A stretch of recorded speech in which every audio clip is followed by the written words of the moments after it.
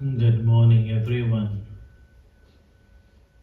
Today is Tuesday, the 24th of February. We are all gathering at this time to do the morning chanting to show our respect to the Buddha for his kindness and compassion to all the sentient beings. And we are very fortunate, despite we are born after 2,500 years later of his enlightenment, his parinibbana, we have this opportunity to learn his excellent teaching that leads to understand the suffering and find the real happiness. So at least this dedication morning and evening we can do to show our veneration to the Buddha. And it is also part of our reflection and also part of our practice. Otherwise, we are always driven by our desire, entertained by our senses,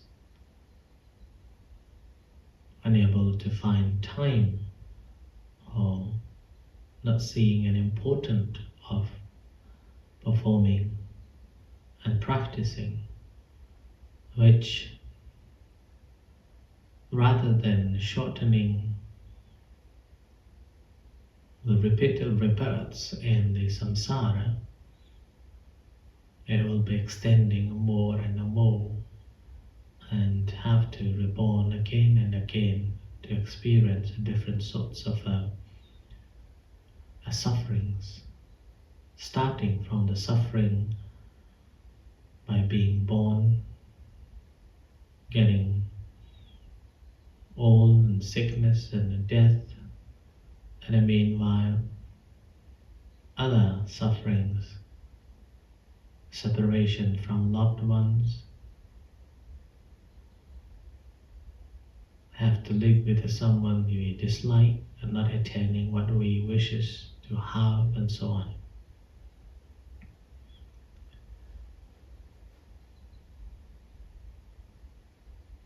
So we are basically practicing towards to find the real path and the fruition to free ourselves from the cycle of the birth and the death. We have to remember that this is again not an ideal worship.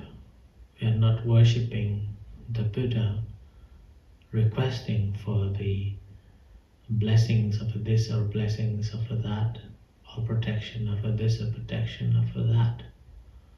We are simply reciting his teachings to reflect on, so that it brings us more understanding and a part of the practice. Like once the Venerable Anuruddha, one of the very senior monks during the time of the Buddha, and one of the very well respected because of his seniority and his strict practice. Everybody respected him. And it happened that despite he had been Arahant, the enlightened one, because of the faith and the confidence that he had with the Buddha, and out of appreciation, he wanted to show the gratitude to the Buddha every morning, just before the sunrise. And he had been doing regularly every single day. So he would recite the verses of the Buddha of the day or some very important verses that the Buddha taught, he would recite in early morning as a part of his daily practice. And the scripture suggests that because of his regular practice in that way,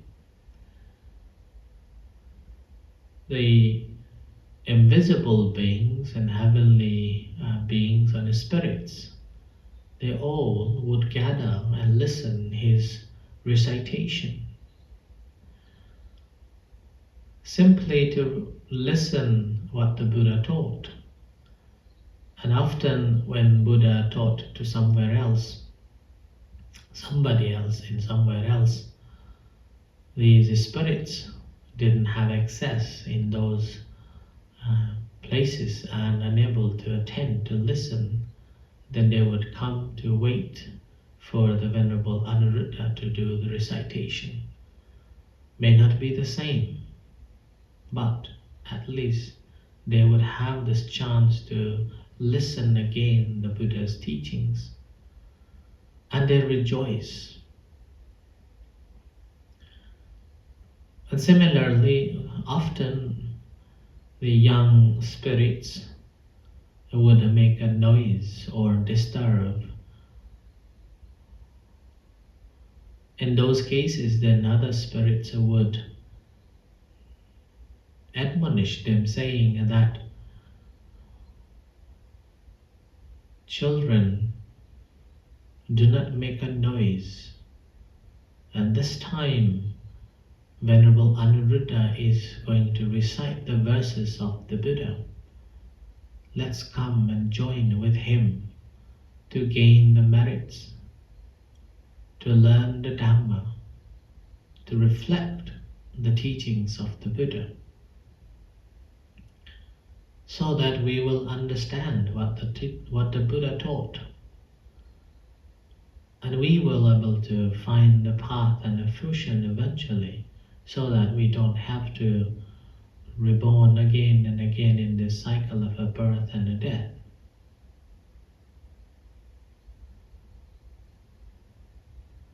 And this is the reason why we can see that the chantings are not just for us to practice, but also we are helping other beings that we do not see also come and rejoice and gain the merit out of it.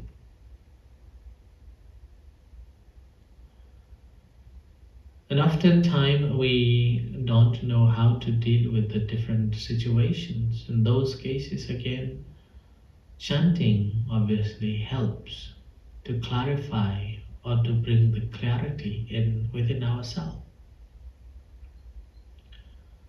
And with that, we are able to deal with the situations. I remember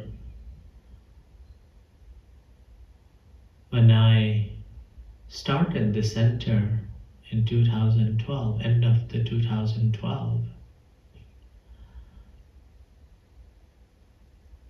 there were more mixture of feelings, whether it could be possible or not. In the meantime, there were other responsibilities. We had a very limited numbers, only 5-6 people supporting. And I had to go to university, in the meantime running the center.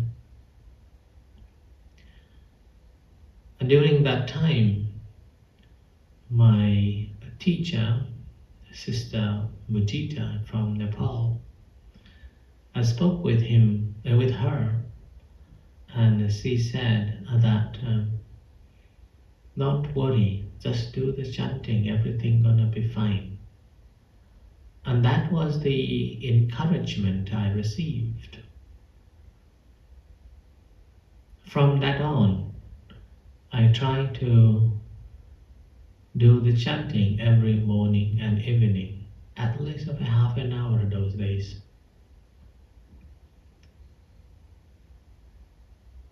And then after half an hour chanting, half an hour meditation, I used to go walking along the sea,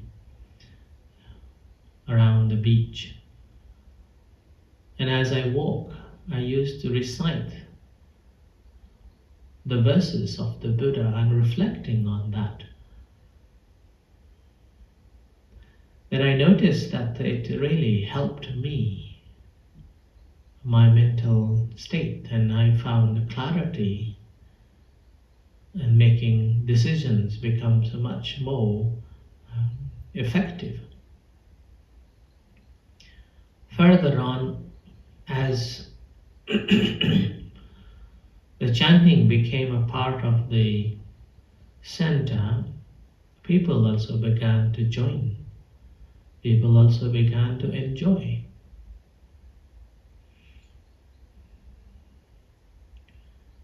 And people came to join meditation. Even though Pali language is not an easy language to remember, don't forget about the meaning of it, even harder. And yet, people came and joined and began to recite.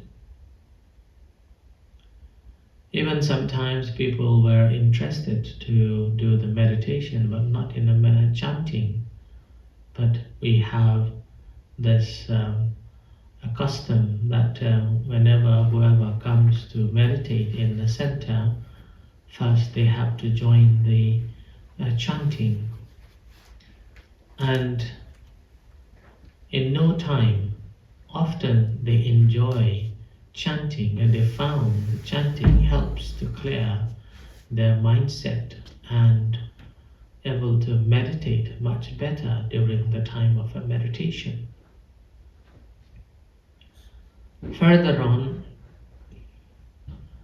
I also introduced the chanting as part of distilling ourselves during the practice. Our daily, particularly lay people, they are engaged in the family businesses, the work business, and so on. The entire day they are busy dealing with so many people. When they're dealing with so many people, their mind is restless, and suddenly come and meditate is impossible. So I introduce them saying that you may not know the meaning of the chanting, but listen from your heart rather than from ears. When you listen from your heart, your mind becomes focused on the chanting. Contemplation begins,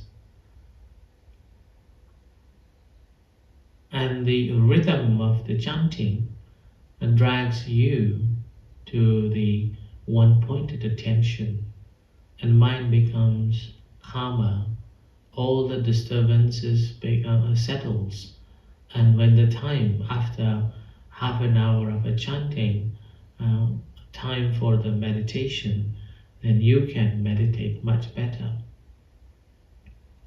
And which is there are so many testimonies that many members, those who came to meditate, even coming to meditate nowadays, they didn't like, majority of them didn't like to chant, but now they enjoy, because chanting helps to calm the mind. There was a particular gentleman, he came to meditate, and initially he was very against with the chanting. He didn't like chanting at all. He even came and said to me that, Achan, is it possible not to chant, just meditate? And then I told him that it is possible just to do the meditation without chanting, but people coming to meditate during the time is uncertain. Sometimes there are, sometimes there aren't. So I need to put the standard practice. So I need to practice so I have to chant. So he accepted that, and after a couple of times of coming to meditate, then gradually he began to enjoy the rhythm of the chanting. And after that, couple of months later, he came up and said that rather than just Achan chanting, why other people also chanting? Other people, you can ask other people to listen and contemplate. Then again, in that case, I told him that it's okay. Other people want to join, let them join. If you don't want to, it's okay. Just sit and watch, sit and observe. Now, later on, it happened that he enjoyed so much that he even started memorizing the chantings. And later in 2016, when I moved to this place in a farm, I was alone and I need a lot of support to clear the sites and also needing a security because this is a new place. I don't know what's going to happen. Then he volunteered to come and stay with me for 6 months. And during that time, he learned chanting so well. Not only chanting well, but also he took many self-retreats on a meditation. So that's why the chanting is something really very powerful to connect ourselves with the Dhamma, and also it's a practice. Nevertheless, there are people who dislike it. Even they were born in Buddhist family, they dislike the chanting. They are only into the practice of generosity or practice of the meditation, but not the chanting. I feel sorry for them. I wanted them to be a part of the chanting too, but very few people attains. And particularly there are some who are so good at the Dhamma and practice the Dhamma, but when it comes to do the chanting, they feel it's not things that they want to do. In fact, it is very beneficial for our own well-being and also beneficial for the development of our practice.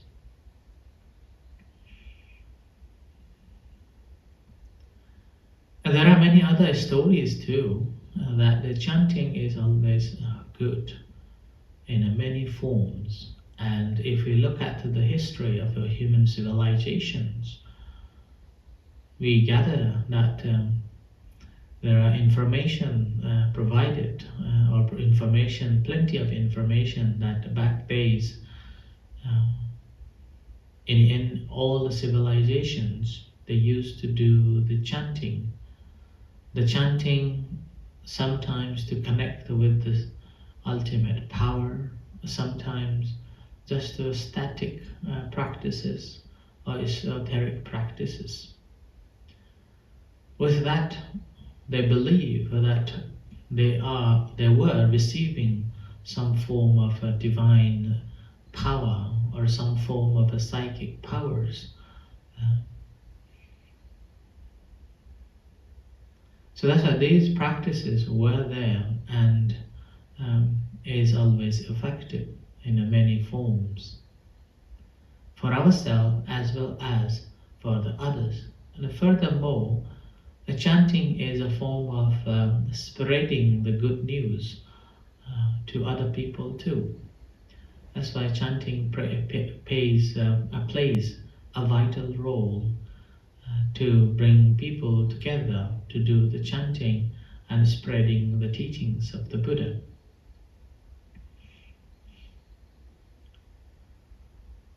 And these chantings during the time of the Buddha was not that famous, but now and then a Buddha encouraged monks to do the recitation, particularly like the Patimokkha, when the monks come together every fortnightly.